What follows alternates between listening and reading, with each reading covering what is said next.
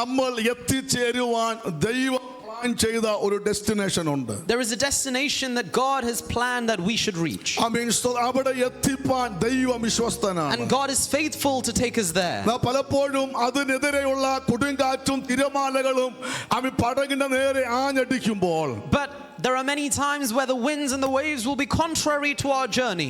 ഇരുട്ടിന്റെ ഇരുള് നിറഞ്ഞ അന്തരീക്ഷത്തിൽ പലപ്പോഴും ആ മറുകര കാണുവാൻ നമുക്ക് കഴിയത്തില്ല. And many times we will be unable to see the other side because of the darkness and the clouds that block our view. നമ്മുടെ കണ്ണിൽ പലപ്പോഴും എത്തേണ്ട മേഖലകൾ കാണാൻ കഴിയുന്നില്ലെങ്കിലും ഒരു കാര്യം ഉറപ്പായിട്ട് പറയാം, ദൈവം ആഗ്രഹിച്ച ഇടത്ത് ദൈവം പദ്ധതിയിട്ട മേഖലകളിൽ നമ്മളെ കൊണ്ട് എത്തിക്കാൻ ദൈവം വിശ്വസ്തനാണ്. And even though it may be the case that many times we're unable to see our destination, God is faithful to take us exactly where we need to